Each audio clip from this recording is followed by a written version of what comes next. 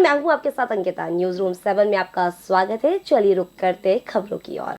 राजधानी भोपाल के भाजपा प्रदेश कार्यालय पर पूर्व वित्त मंत्री राघव जी ने अपनी ही सरकार पर निशाना साधते हुए कहा कि ये बात जरूर है कि इतने कर्ज लेकर सरकार चलाते हैं तो बाकी के विकास कार्य प्रभावित होते हैं। वहीं पूर्व वित्त मंत्री ने सरकार को सुझाव देते हुए कहा कि आय के स्रोत पैदा करना चाहिए और फिजूल खर्चों पर लगाम लगाना चाहिए। वहीं लाडली बहन के सवाल पर उन्होंने कहा कि इसमें मतदाताओं की भी गलती है और सरकार की भी गलती है। मतदाता अगर ऐसी योजनाओं के चलते वोट देकर सरकार बनाते हैं तो क्यों नहीं करेगी, ऐसा ही सरकार करेगी।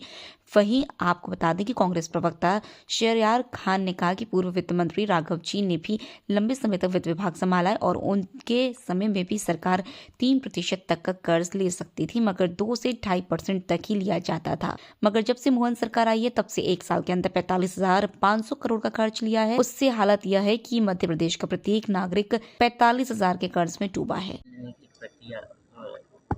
का सारा बजट आता है, सालाना बजट आता है, अनुपूरक बजट आता है, उसके बाद भी हर महीने ये बात जरूर है कि इतने कर्ज लेके सरकार चलाते हैं तो बाकी की विकास कार्य प्रभावित होते हैं और वो हो रहे हैं।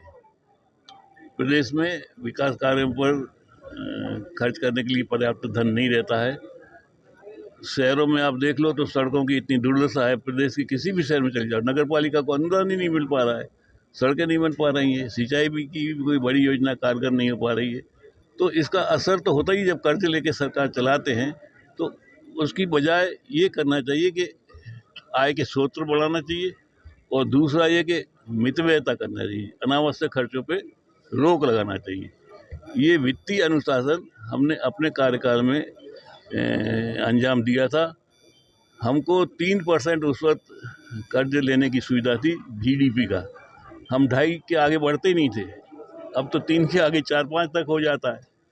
तो ये लक्ष्मण रेखा जो पार करते हैं तो उससे वित्तीय व्यवस्था बिगड़ती है। कि इसमें सरकार की अगर गलती है तो मतदाताओं की भी गलती है। अगर मतदाता ऐसी योजनाओं से वोट देकर सरकार बना देते तो क्यों नहीं करेगी सरकार? सब सरकारें कर रही हैं। आज जो है मध्य प्रदेश ने किया, इसके पहले हिमाचल प्रदेश ने किया था, बाद में जो अभी महाराष्ट्र की सरकार ने 1250 का 1500 कर दिया और अभी दिल्ली के केजरीवाल ने 2100 रुपये की घोषणा कर दी। तो अब ये ट्रेंड बन गया है जो अच्छा ट्रेंड नहीं है। अच्छा, बदलती भाजपा में किस तरह से आपको लग रहा है दौर जो चल रहा है कार्यकर्ताओं, पुराने कार्यकर्ताओं? पूर्व वित्त मंत्री राघव जी ने सवाल उठाया कर्ज लेने। देखिए, पूर्व मंत्री जो राघव जी हैं, उन्होंने लंबे समय तक मध्य प्रदेश का वित्त को देखा है और उनके समय में भी सरकार 3% की जो सीमा थी उसके अंदर ही 2-2.5% का कर्ज लेती थी। लेकिन पिछले लंबे समय से हम देख रहे हैं और पिछले 1 साल के मोहन यादव के समय की भी बात कर लें तो यहाँ पर 23 जनवरी 2024 से 24 दिसंबर तक लगभग 45,500 करोड़ का इस सरकार ने कर्ज लिया है।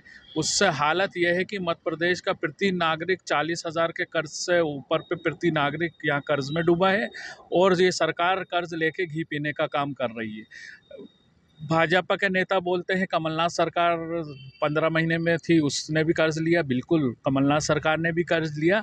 कर्ज लेके अगर जनहितैषी योजनाओं का पूरा किया जाए तो कर्ज लेना गलत नहीं है, लेकिन यहाँ पर 45,500 करोड़ का जो कर्ज लिया है उसका श्वेत पत्र लाए मोहन सरकार और बताए कि ये कर्ज गया कहाँ। कमलनाथ जी ने जो कर्ज लिया था वो कर्ज गया था 27 लाख किसानों की ऋण माफ़ी में। वो कर्ज गया था मध्य प्रदेश के हर नागरिक को 100 रुपये में प्रति 100 यूनिट देने का। तो इस तरह की जनहितैषी योजनाओं में अगर चीज़ खर्च होती है तो कर्ज कहीं बुरा नहीं है, लेकिन ये सरकार बता नहीं पा रही है कि ये 45,000 करोड़ का अभी का कर्ज और जो मध्य प्रदेश पे 4 लाख करोड़ का कर्ज हो चुका है वो कर्ज भाजपा ने ये 20 साल में कहाँ पर किया है। तो इनके पास बताने को कुछ नहीं, ये कर्ज लेके घी पीते हैं, इवेंट करते हैं, प्रपंच करते हैं।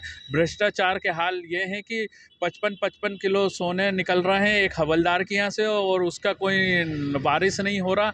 और इस तरह के ये भ्रष्टाचार में अधिकारी कर्मचारी भाजपा के नेता सम्मिलित हैं, तो इससे निश्चित ही मध्य प्रदेश की जनता की काड़ी कमाई को लूटने का काम हो रहा है।